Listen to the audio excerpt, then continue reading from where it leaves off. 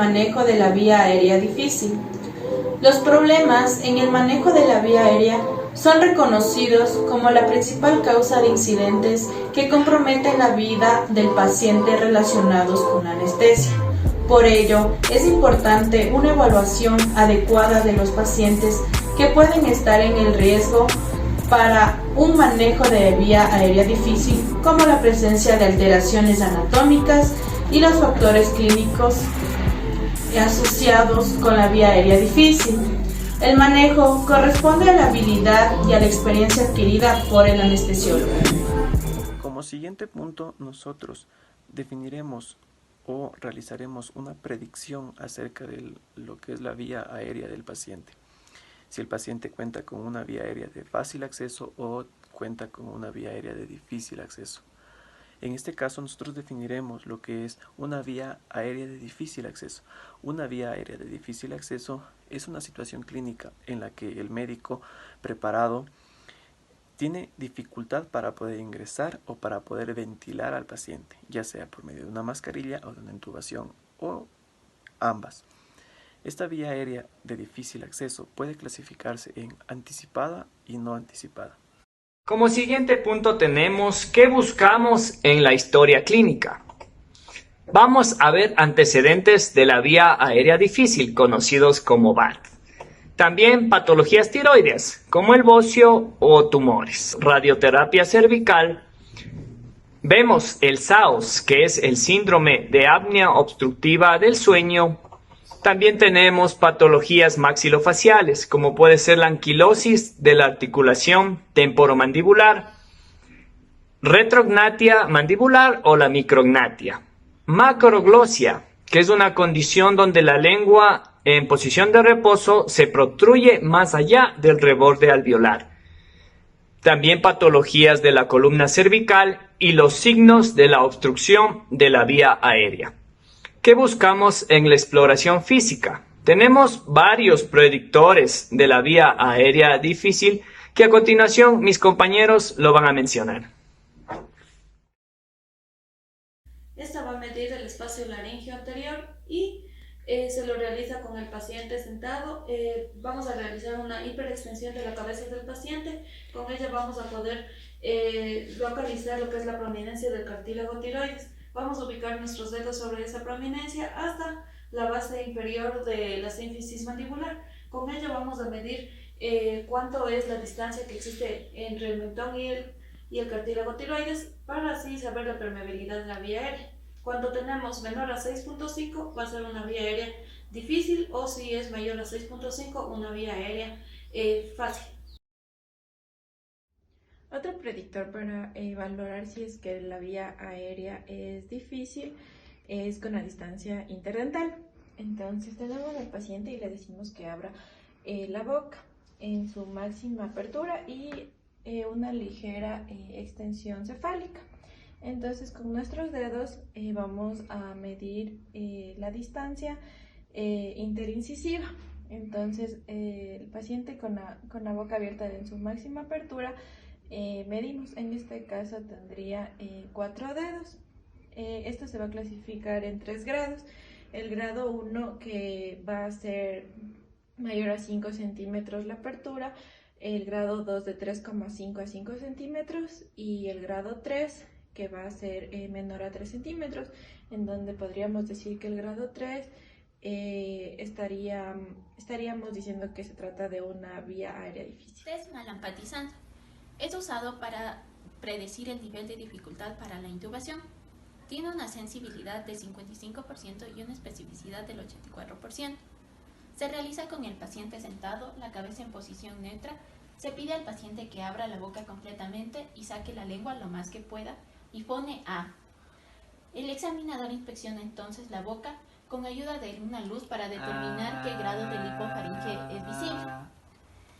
En pacientes supinos, el test de Malampati se realiza pidiendo al paciente que abra la boca completamente y saque la lengua.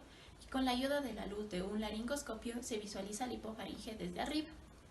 El test de Malampati evalúa 4 grados de acuerdo a la visualización de las estructuras laringeas: úvula, pilares amigdalinos y paladar blando.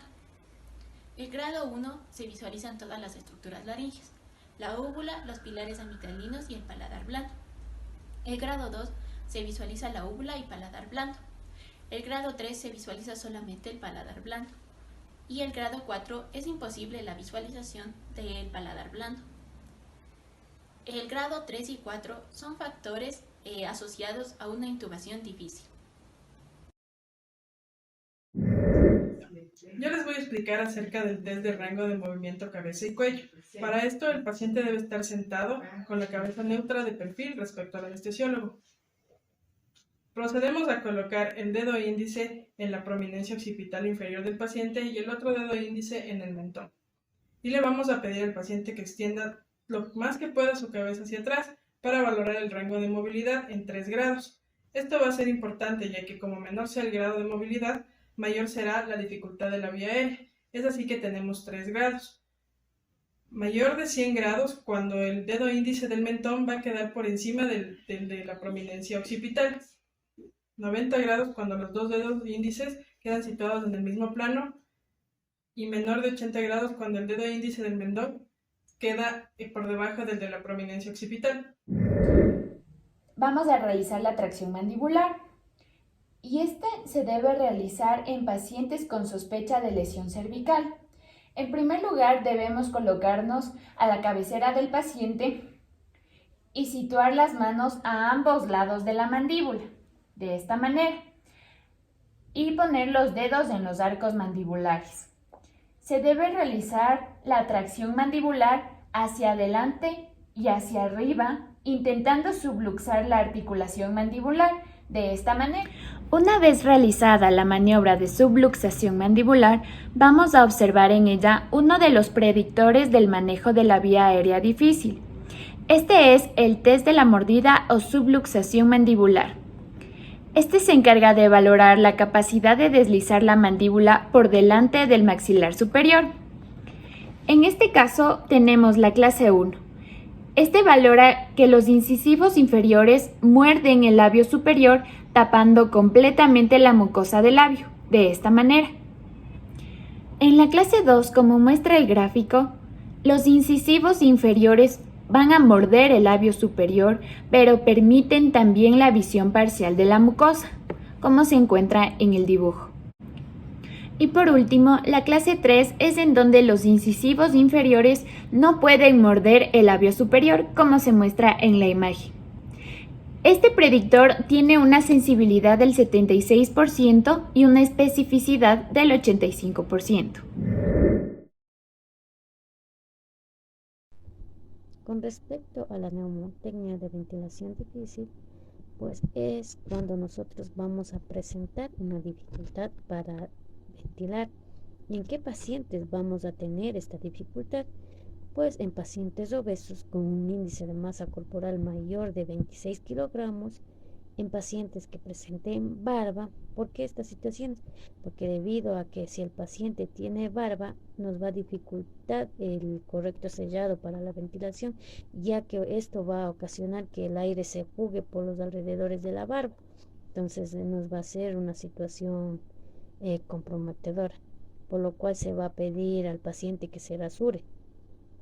También en pacientes con edentulia, porque al momento de que el paciente no presente dientes, pues la comisura no va a ser igual que al de un paciente joven, por lo cual la comisura no va a ser fisiológicamente normal, por lo cual el aire igual se va a fugar por las comisuras. También en pacientes con SAOS o con historias de ronquidos diarios, también va a ser difícil para la ventilación. También en pacientes mayores de 55 años también va a ser un predictor para la difícil ventilación. Por lo cual, si presentamos cualquiera de estos predictores, tenemos que estar preparados de que nos vamos a enfrentar a una situación de difícil ventilación. Tenemos la evaluación física del LEMO. Anticipar una vía aérea difícil. LEMO significa L, que es de mirar directamente o exteriormente. Esto quiere decir que tenemos que observar el cuello, la apertura de la boca, y los dientes. La E significa evaluación. La evaluación tenemos que medir con la escala de 3-3-2. Esta escala se mide la apertura de la boca con los 3 dedos en el medio de las encías y con los 3 dedos del mentón hasta el hueso yoides y con los 2 dedos de la base de la boca hasta el tiroides. La M significa la apertura de la boca. Aquí tenemos 4 clases. Primer clase, abra la boca. En el primer clase tenemos que podemos observar el paladar blando, la úvula y los pilares. En el segundo, que pueden observar el paladar blando y la úvula. Y en el tercero podemos observar solo el paladar blando. Y en la cuarta no se le puede observar. En la O tenemos obstrucción, significa obesidad. Esto quiere decir que podemos tener trauma y cáncer de cabeza. En la N significa el movimiento del cuello. A nuestro paciente le podemos decir que si puede mover el cuello. ¿Puede mover el cuello? Sí, mueva el cuello. Esto significa que a nuestro paciente no tiene ninguna fractura y se puede mover con facilidad. Factores predictivos en pediatría. Dentro de esta vamos a encontrarnos con la escala Copur, la cual fue descrita por primera vez por el Dr. Greofer Lane, en la cual nos habla acerca de las variantes fisiológicas y anatómicas que vamos a encontrarnos y a la cual vamos a describir de la siguiente manera. Cada ítem tiene 4 opciones de respuesta con su respectiva puntuación de 1 a 4. La suma total se clasifica en 5 puntajes, cada uno con la predicción de intubación y una recomendación de la técnica y dispositivo a utilizarse. Se observa de forma lateral y observando un mentón normal, retroceso, hipoplasia moderada o extrema del mentón. Apertura bucal es el espacio interdental de las piezas dentarias situadas en la parte de adelante o espacio entre el maxilar superior y el inferior. Previa intubación, si el paciente fue intubado o tiene algún historial de apnea obstructiva del sueño. Úvula, este punto hace referencia a la visibilidad completa, parcial o insinuada visualización de la úvula. Rango cervical. Se debe observar la línea entre el oído y la órbita, mirando el movimiento hacia arriba y hacia abajo para valorar la angulación. Las modificaciones incluyen dientes prominentes frontales, macroglosia, obesidad, mucopolisacáridos. Pueden adicionar 1 a 2 puntos más. Aquí se pueden observar los distintos puntos que valora cada uno de los ítems, teniendo como primer lugar la valoración del mentón, que como se observa, si es normal, es 1 punto, si es pequeño, moderadamente hipoplásico, 2 puntos, si presenta marcadamente recesivo, 3 puntos, si está extremadamente hipoplásico, 4 puntos. El segundo ítem, la apertura de la boca, si es superior a los 40 milímetros es 1 punto, de 20 a 40 milímetros 2 puntos, de 10 a 20 milímetros 3 puntos y si es inferior a 10 milímetros 4 puntos. En el ítem 3, previa intubación, si el paciente presenta un intento anterior fácil, 1 punto, sin intentos fáciles 2 puntos, una intubación difícil 3 puntos y una intubación previa extremadamente difícil 4 puntos.